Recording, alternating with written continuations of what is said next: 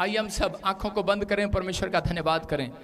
प्रचार का समय, पवित्र आत्मा जी मैं प्रार्थना करता हूं मेरे पिता परमेश्वर, तेरा वचन तेरा कलाम इनकी जिंदगियों में 100 गुना बरकत लेकर आए यीशु मसीह के नाम में। और प्रभु जहां पर भी है पवित्र आत्मा जी इसी समय आशीष मिले यीशु मसीह नासरी के नाम में। प्रभु तेरा अनुग्रह इनके ऊपर होने पाए यीशु मसीह के नाम में।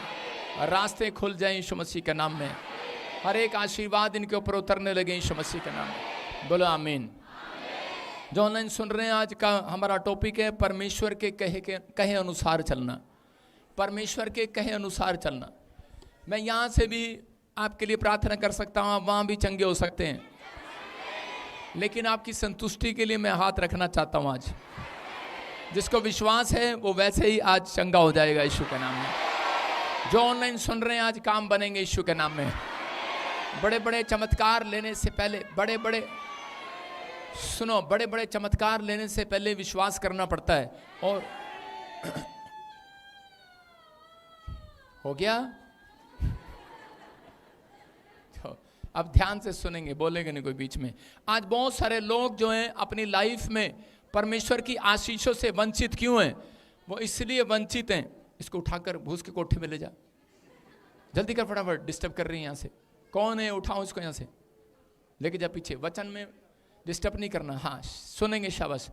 परमेश्वर का वचन बोलते हैं करे कि परमेश्वर के कहे अनुसार जब व्यक्ति चलता है तो वो व्यक्ति दुख से, बीमारियों से, समस्याओं से आजाद हो जाया करता है। अगर आज आप चाहते हैं कि परमेश्वर आपको आजाद करे, कितने लोग चाहते हैं? तो कह रहे हैं निराश अपनी जिंदगी में वो रहते हैं जो परमेश्वर के कहे अनुसार नहीं चलते। कह रहा है कि अगर किसी के घर में कर्जा है, बीमारी है, समस्या है, दुख है, तकलीफ है, अगर बार बार एक प्रॉब्लम जाती है और दूसरी आ जाती है, उसका मतलब ये है कि आप आज भी परमेश्वर के कहे अनुसार में नहीं चल रहे। अगर आप परमेश्वर के कहे अनुसार चलते हैं तो आपके घर में शांति के दूत पहुंचाए जाएंगे। चर्च, अगर आज आप चाहते हैं कि पवित्र आत्मा आपकी जिंदगियों में काम करे, परमेश्वर बहुत सारी आशीषें उन लोगों के ऊपर रिलीज करता है। आज बहुत सारे लोग ऊपर से आत्मिक होने का नाटक करते हैं, लेकिन अंदर से वो शारीरिक हैं। मैं फिर कह रहा हूं कि परमेश्वर का आत्मा कहता है कि ये दिन ऐसे आएंगे कि अकाल पड़ जाएगा। दाऊद के समय में कह रहे कि 3 साल के लिए जब अकाल पड़ा तो उस समय उसने परमेश्वर से पूछा और परमेश्वर ने कहा कि ये शाऊल के घराने से, कहता ये अकाल पड़ा हुआ है क्योंकि उस शाऊल ने, कहता लेवी लोगों की बुराई किया, लेवी लोगों को मारा, कहता है कि उस याजकों लोगों को मार दिया। इसलिए कहता है कि आज हो सकता है, कहता है कि परमेश्वर ने, कहता है कई लोगों के जीवन में, किसी के खेत में, किसी के बिजनेस में, किसी की सैलरी में अकाल डाल रखा हो। परमेश्वर ने अकाल भेजा है उन लोगों के लिए जो परमेश्वर के कहे अनुसार नहीं चलते। आज बहुत सारे लोग ये गलतियां करते हैं, परमेश्वर के कहे अनुसार नहीं चलते। कह रहे कि नाटक करते हैं कि हम आत्मिक है, आत्मिकता का ढोंग करना, कह रहे हैं वो सबसे बड़ा पाप है। याद रखना, बहुत सारे लोग कह रहे आत्मिकता का ढोंग करते हैं, चिट्टे कुर्ते पजामे पा के, गले में माला डाल के, और बाद में शराब भी पीते हैं और लड़कियों के साथ गलत काम भी करते हैं। आप समझ रहे हैं कि नहीं मैं क्या कहना चाह रहा हूं? तंबाकू भी खाते हैं, लेकिन आपको सुनना है, परमेश्वर का आत्मा कह रहा है कि मसीह लोग ऐसा काम नहीं करते।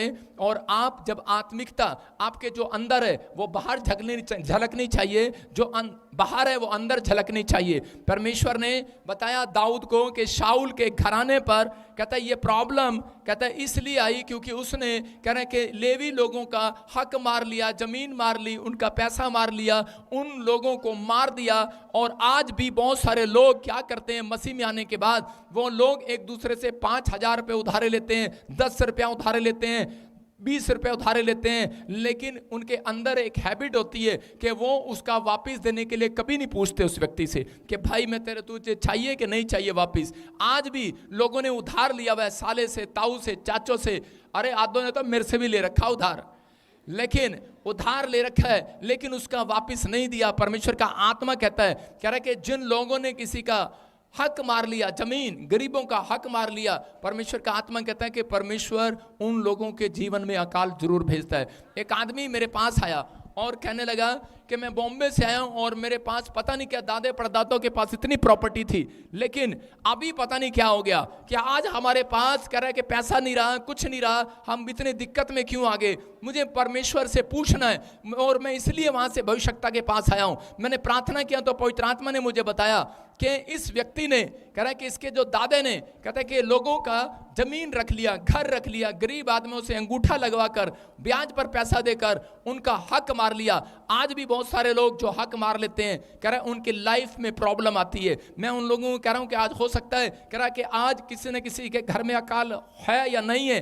पहले के जमाने में बारिश नहीं होती थी, गेहूं में धरती पर बंजर भूमि हो जाती थी, अकाल पड़ जाता था, लेकिन पवित्र आत्मा ने मुझे 2023 से बताया कि 2025, 26, 23 ऐसे समय आएंगे, अकाल पड़ेगा, सैलरियां नहीं मिलेंगी, अकाल पड़ेगा, जॉब नहीं होगा, अकाल पड़ेगा, खाने के लिए फूड नहीं होगा, अकाल पड़ेगा, कई जगह पर होगा, अगर होगा तो इतना महंगा होगा, बहुत सारी चीजों में अकाल आएगा। लेकिन बहुत सारे लोग कहता कई जगह पर पानी के लिए प्यासे होंगे, बहुत सारी प्रॉब्लम्स लोगों को देखेंगे, परमाणु बम गिरेंगे, और क्या होगा कि लोग जो जिस चीज के लिए भागी दौड़ी कर रहे हैं, वो उसी समय उन लोगों का ध्यान जो है वो भ्रष्ट हो जाएगा, आत्मिकता भंग हो जाएगी लोगों की, क्योंकि वो लोग कह रहे कि ऐसे संदेश सुनने से पसंद नहीं करेंगे।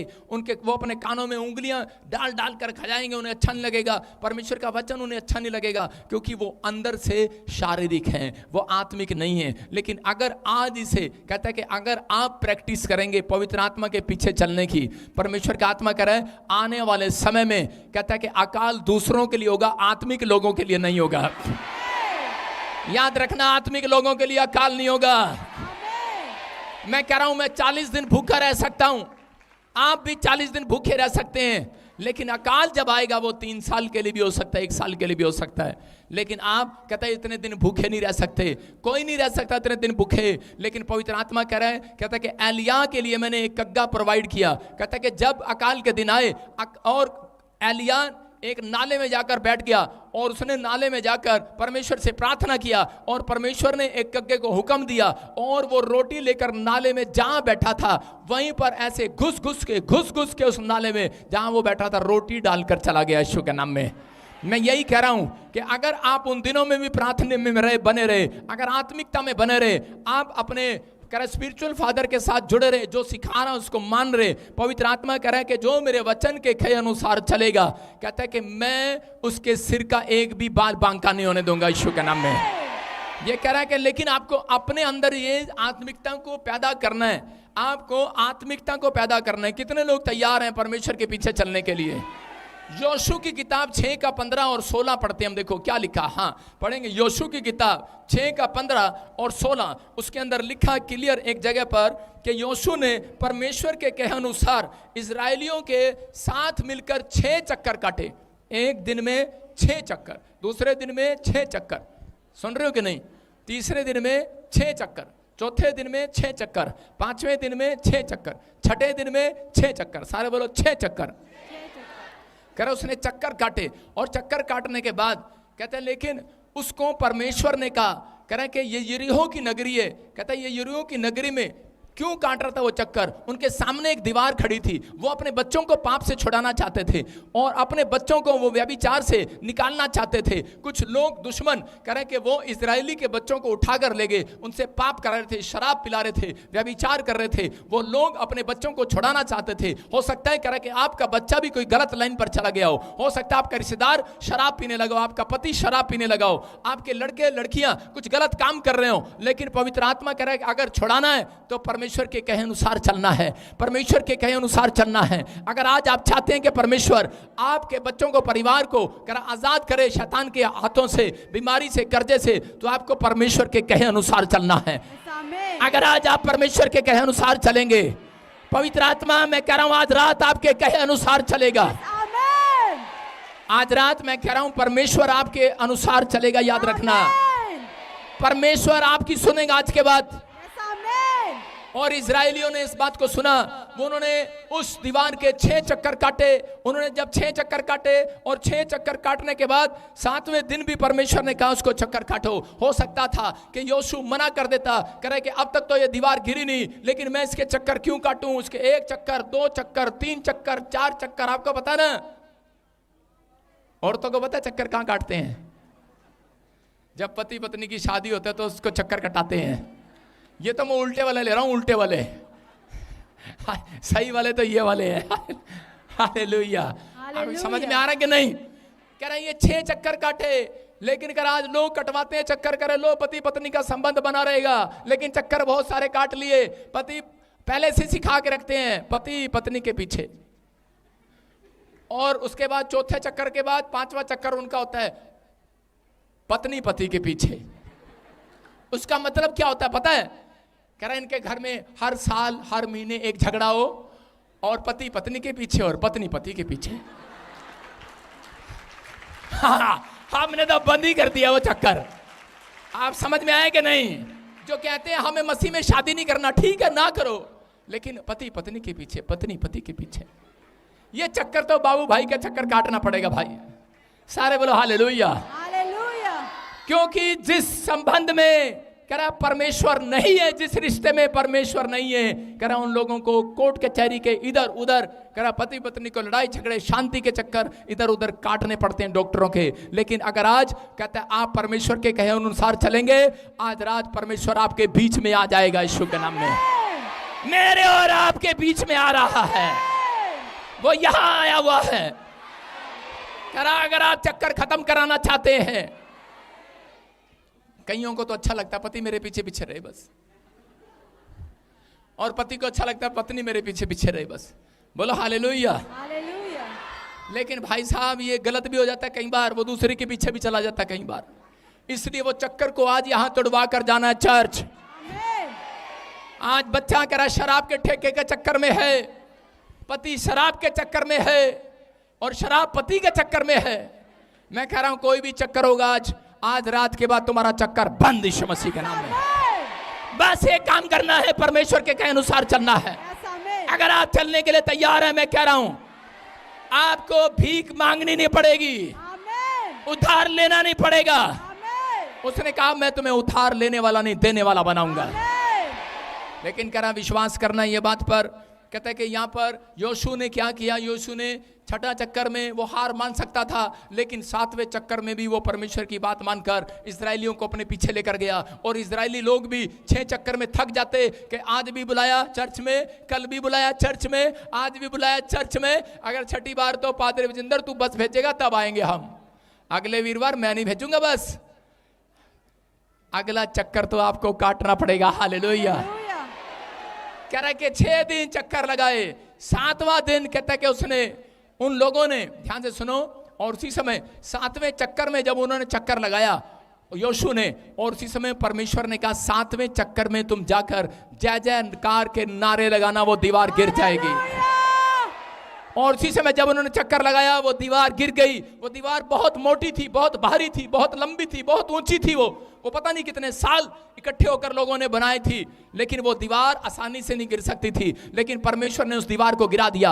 हो सकता है कहता आपके घर में कोई ऐसे कर्जे की दीवार हो, जो इतना कर्जा हो गया हो कि आपके बस की बात ना हो सकता है आपके घर में कोई ऐसी बीमारी होगी हो डॉक्टर के बस की बात ना हो, लेकिन आपको लग रहा हो ये दीवार, ये पहाड़ जैसा खड़ा हो आपके जीवन में। लेकिन अगर आज आप परमेश्वर के कहे अनुसार विश्वास करके कह रहा है कि आज से जीवन को बिताएंगे, तो परमेश्वर कह रहा है कैसा भी पहाड़ हो आज गिरा दिया जाएगा, कैसी भी दीवार होगी गिरा दी जाएगी। आज आप चाहते हैं कि नहीं दीवार गिर जाए?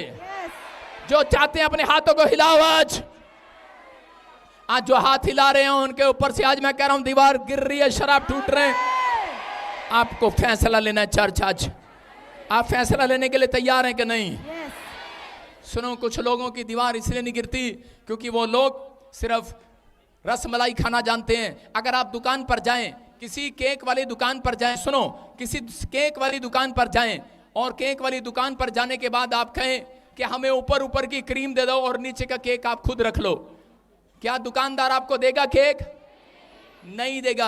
आज भी बहुत सारे लोग यही कर रहे हैं, परमेश्वर भविष्यवाणी पूरी कर दे, परमेश्वर अमेरिका ले जा, इंग्लैंड ले जा, क्रीम क्रीम खाना चाहते हैं लेकिन प्रार्थना करना नहीं चाहते। वो कहते हैं बस प्रार्थना तो माँ कर लेगी, बाइबल मेरा बाप पढ़ लेगा, चर्च मेरा भाई चला जाएगा, मैनू अमेरिका भेज दो बस।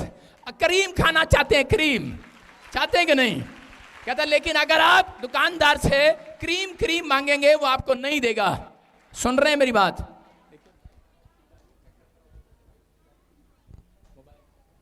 और उसी समय कह रहे क्रीम क्रीम क्रीम मांगेंगे, दुकानदार नहीं देगा। कहता है कि आपको अगर परमेश्वर से कुछ चाहिए तो आपको बाइबल पढ़ना पड़ेगा, आपको कह रहे कि चर्च आना पड़ेगा, आपको प्रार्थना करना पड़ेगा।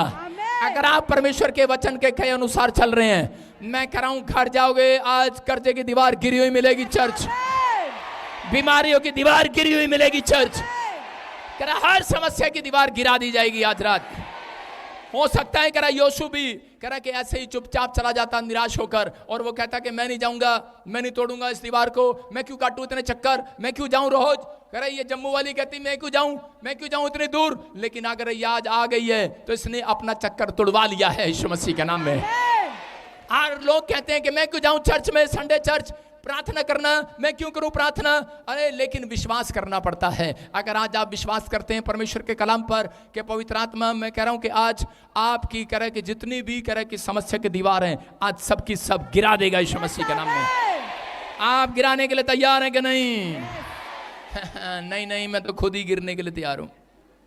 दीवार नहीं गिराएंगे। मैं फिर उन लोगों से बात कर रहा हूं कि अगर आज आप चाहते हैं तो एलिया की तरह आत्मिक बने। अगर परमेश्वर ने एलिया के पास एक कग्गा भेज दिया, लेकिन उसने परमेश्वर को प्रार्थना में डेली बताया, परमेश्वर मैं नाले में बैठा हूं, नाले में कहां बैठा हूं। हम लोग प्रार्थना इसलिए करते हैं, हम परमेश्वर को अपनी लोकेशन बताते हैं। जो लोग प्रार्थना नहीं करते इसलिए उनको वो स्वर्गदूत उनके घर पर नहीं जाते, क्योंकि वो गली में घूमते रहते हैं, उनके पास एड्रेस नहीं है। जब आप कह रहे प्रार्थना करते हैं तो उसी समय परमेश्वर के स्वर्गदूत कहते हैं वहां आते हैं और जाते हैं लोकेशन देकर। कह रहा यहाँ पर शाऊल, कह रहा कि शाऊल एक पुलिस में था, सैनिक था, और वो लोगों को सताता था इस भाई की तरह। और उसी समय क्या हो गया, और शाऊल जब पुलिस में था, घराने में था, उसी समय वो मसीह लोगों को सताया करता था। लेकिन एक दिन परमेश्वर यीशु मसीह खुद उस आदमी के सामने जाकर खड़ा हो गया, और उसी समय वो अंधा हो गया, ब्लाइंड हो गया, वो अंधा हो गया, उसकी आंखें चली गई। और लेकिन उसको पता लगा कि यीशु मसीह ने मेरी आंखों को अंधा कर दिया, और उसी समय खोल भी वही सकता है। कह रहा जो बंद कर सकता है वही खोल सकता है। हालेलुया। कह रहा इसके पास ताकत है, इसके पास ताकत है, ये खोल सकता है मेरे काम को, मेरे दिमाग को, मेरी आंखों को। और उसने उसी समय कह रहा पुकारा रो रो कर। जब वो रो रहा था, पुकार रहा था, तो उसी समय परमेश्वर के एक दास ने परमेश्वर से पूछा, और उसी समय स्वर्गदूत आकर कह रहा था, कह रहा मैं कहां पर जाऊं, मैं कहां पर जाऊं। कहता है मेरे पास एड्रेस नहीं है, मैं कहां जाऊं। परमेश्वर ने कहा 3 दिन से कह रहा शाऊल रो रहा है, शाऊल रो रहे हैं, और उसी समय उसकी आंखों से छिलके गिर रहे हैं। कह रहा जा किसी पादरी को बोला, कह रहा जा स्वर्गदूत इस पादरी के साथ जा और उसके सिर पर हाथ रख। कहता है आज रात के बाद कहता है कि वो देखने लगेगा यीशु मसीह के नाम में। और उसी समय याद रखना, पादरी के ऊपर होकर कहता है कि स्वर्गदूत आते हैं। और उसी समय वो स्वर्गदूत गया, और उसी समय उसको पता नहीं था, लेकिन कह रहा है कहां पर है वो, कहां पर है वो, कहां पर है वो, सिर्फ यही पूछ रहा था। उसने कहा जो गली सीधी कहलाती है। हालेलुया। कह रहा है इस गली का नाम था सीधी। आपके पड़ोसन का नाम क्या है? टेढ़ी। आपकी सास का नाम क्या है? टेढ़ी। आपके ससुर का नाम क्या? टेढ़ा। आपके बच्चे का नाम क्या? टेढ़ा। पति का नाम क्या? टेढ़ा। पत्नी का क्या नाम है? टेढ़ा। लेकिन जितने प्रार्थना करते हैं उनका नाम सीधा हो गया आज यीशु के नाम में, उनका काम सीधा हो गया आज।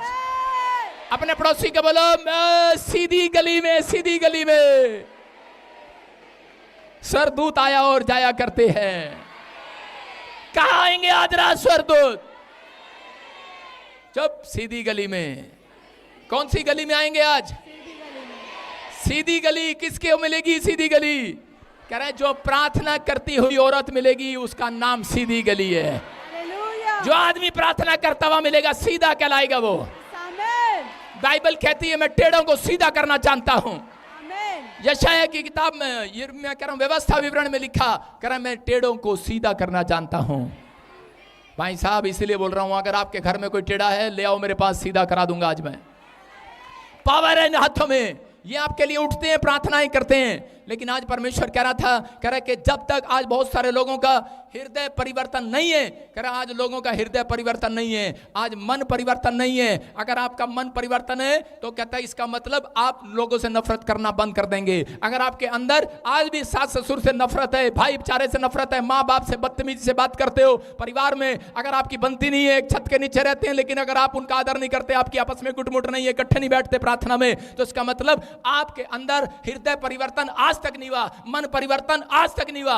आप नाटक करते हैं। परमेश्वर का आत्मा कह रहा है, चाहे कोई कहीं से भी देख रहा हो, चाहे वो पास्टर हो, चाहे विश्वासी हो, ऊपर से करता है अच्छा, अंदर से चालबाजियां चलता है। परमेश्वर देख रहा है ऐसे हृदय को। याद रखना, ऐसे परिवर्तन पवित्र आत्मा नहीं चाहता, ऐसे बर्तन नहीं चाहता मेरा परमेश्वर। मेरा परमेश्वर ऐसे बर्तन चाहता है। कह रहा है कि शाऊल नहीं रहा उस रात, उसने अपना हृदय, अपना मन परिवर्तन कर लिया। वो रोने लगा, उसने कहा परमेश्वर, मैंने अपनी जिंदगी में जो गुनाह किए हैं, मैं आज के बाद एक रात भी किसी से नफरत नहीं करूंगा। आज के बाद नहीं करूंगा। मैं एक रात के बाद कहता किसी पर हाथ नहीं उठाऊंगा। मैं आज के बाद किसी शराब के ठेके पर नहीं जाऊंगा। मैं आज के बाद किसी लड़की के पीछे नहीं जाऊंगा। पर आप अगर परमेश्वर ने आवाज लगाकर कहा शाऊल नहीं रहा, ये पौलुस हो गया है। उस दिन से परमेश्वर ने पौलुस को चमकाना शुरू कर दिया। याद रखना, चर्च आना बड़ी बात नहीं है, प्रार्थना करना बड़ी बात नहीं है, करा बाइबल पढ़ना बड़ी बात नहीं है, लेकिन पादरी बजिंदर ने हृदय परिवर्तन किया अंदर से, मन परिवर्तन किया अंदर से। इसलिए यीशु रोज आता है, बात करता है, भविष्यवाणी करता है, हीलिंग करता है। अगर आप हीलिंग चाहते हैं, अगर आप मलाई खाना चाहते हैं, केक देखना चाहते हैं, जब कुछ होता नहीं है तो बुराई करते हैं। अरे भाई, मैं कह रहा हूं कि हृदय परिवर्तन करो। आज आप चाहे पादरी हो, भीड़ तो कोई भी इकट्ठा कर लेगा, लेकिन हृदय परिवर्तन अगर नहीं होगा, मन परिवर्तन नहीं होगा, तो परमेश्वर स्वर्ग में नहीं लेकर जाने वाला। अगर आज आप चाहते हैं कि परमेश्वर मुझे कुछ दे, तो आपको विश्वास करना है, अपने अंदर से अपने आप को चेंज करना है। कटोरा पहले अंदर से मांजा जाता है, बाहर से नहीं मांजा जाता। नहीं तो हमारे भारत में एक कल्चर है, बीमार एक पड़ता है, खिचड़ी सबको खानी पड़ती है। तो जाओ, कहता है कि अगर हृदय परिवर्तन तुम्हारा नहीं हुआ तो तुम भी दुख उठाओ। कह रहा कि इसलिए दुख लोगों को उठाना पड़ता है। अगर याद रखना, अगर आज भी आपका हृदय परिवर्तन नहीं हुआ, मन परिवर्तन नहीं हुआ, तो इसका मतलब कह रहा नाटक मत करो बैप्टिज्म लेकर। परमेश्वर का आत्मा कहता है बैप्टिज्म तो दुनिया ले लेती है। रोज जोड़ के पानी में नहाते हैं किसान, रोज जोड़ के पानी में भैंसों को नहलाते हैं, वो तो रोज डुबकी लेते हैं, तुम भी ले लिया करो। ऐसे तो मैं भी बाथरूम में रोज नहाता हूं, लेकिन हृदय परिवर्तन नहीं है। अगर आपका हृदय परिवर्तन नहीं है, परमेश्वर कह रहा है मेरे वचन के अनुसार जो नहीं चलेगा, वो आगे चलकर मार खाएगा, वो दंड उठाएगा। लेकिन जो लोग कहता है कि परमेश्वर के कहे अनुसार चलेंगे, कह रहा है शैतानी चक्कर खत्म हो जाएगा। आज बीमारी का चक्कर खत्म, बांझपन का चक्कर खत्म। कह रहा आज के बाद तुम दुख नहीं उठाओगे। हेलो, आज के बाद तुम दुख नहीं उठाओगे। भविष्यवाणी है ये आपके लिए। अपने पड़ोसी को बोलो, मैं क्यों दुख उठाऊं? क्या तुम आज भी मसीह में होने के बाद दुख उठाना चाहते हो? कह रहा है बाइबल बोलती है, कह रहा है कि यीशु मसीह ने तुम्हारा दुख उठा लिया। और आज किसी से पूछ लो, मैं वो दुखी हूं, इसका मतलब तेरा हृदय परिवर्तन नहीं हुआ है। मैं कह रहा हूं असली मसीहत वो है जिसको दुख भी होता है, उसके चेहरे पर लाली होती है, हंसी होती है, वो मुस्कुरा रहा होता है, वो कह रहा होता है आनंदित हूं, मैं आनंदित हूं परमेश्वर में, कुछ मिले ना मिले आनंदित हूं। आदत पाल लो भैया, थोड़े टाइम के बाद, नहीं तो क्या होगा, जब बम गिरेंगे इधर उधर से, लड़ाइयाँ होंगी, तो क्या होगा, लोग कहेंगे ओ ले ताजमहल भी चला गया, अरे ये क्या आटा आदि पिसवा के लाए थे वो भी चला गया, अरे ये क्या चावल में बिल्ली मुंह मार गई, अब तो वही खाना पड़ेगा भाई। लेकिन परमेश्वर क्या कह रहा है? कहता है कि जिसका हृदय परिवर्तन हो गया है, परमेश्वर के कहे अनुसार चल रहा है, कहता है उसको दुख नहीं उठाना पड़ेगा। समझ में आया कि नहीं? कह रहा है अगर आपने दुख उठा भी लिया मसीह के लिए, तो परमेश्वर उसका प्रतिफल डबल देगा आपको यीशु मसीह के नाम में। अगर आज आपने अपने परिवार के लिए नहीं, आपने अपने प्रभु के लिए घर छोड़ दिया, परिवार छोड़ दिया, नौकरी छोड़ दिए, आपको लोगों ने कुछ गलत बोला, आपने वहां बैठना छोड़ दिया, अगर उसने किसी ने आपके पत्नी को गलत बोला, बच्चों को गलत बोला, तुम सर काट कर आ गए हो। लेकिन अगर किसी ने कहता है प्रभु का लिए गलत बोला, तो तुम वहां से थप्पड़ खा कर आ गए हो, बेशर्म कहेंगे। कह रहा है उसको बता कर आओ, हमारा परमेश्वर जलन करने वाला परमेश्वर है। समझ रहे कि नहीं? मैं कह रहा हूं थप्पड़ खिलाने के लिए नहीं भेज रहा हूं आपको, न मारने के लिए भेज रहा हूं, लेकिन मैं ये कह रहा हूं कि आपको कहता है अगर आपने दुख उठा लिया है संसार के लिए, आज कहता है कि यीशु के लिए उठा कर देखो। कह रहा है कि 1 महीने के अंदर ही कह रहा बड़ा प्रतिफल आने वाला है, यीशु के नाम में आएगा बड़ा प्रतिफल। चाहते हैं कि नहीं? कह रहा है ये भविष्यवाणी है, प्रभु ने मुझे कहा। जकरिया 14:17 में लिखा क्लियर, कहता है कि जो यरूशलेम में नहीं जाएगा, कहता है उसके यहाँ पर वर्षा नहीं होगी। लेकिन उस समय कह रहा है यारोबाम, कहता है कि बहुत सारे लोग, कहता है वो डर गए और उसी समय वो झंडू बाम करने लगे, झंडू बाम वाला काम कर दिया।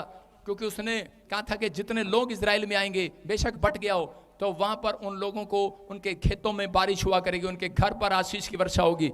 और उसी समय लेकिन उन लोगों ने क्या किया, अपने अपने लिए कहीं लोग मेरे टूट ना जाएं, इसलिए उसने वहां पर बना दिया ऐसे पत्थर का स्थान, बोल दिया यही मंदिर है, यही जगह है, बस यहीं पर है पवित्र स्थान, यहीं पर है सारी जगह। लेकिन परमेश्वर को क्रोध आया। मैं फिर उन लोगों को कह रहा हूं कि अगर आज सबसे पहले आपका पवित्र, कह रहा चर्च नहीं, आपका पवित्र सबसे पहले आपका घर, आपका मन होना चाहिए ईश्वर के नाम में।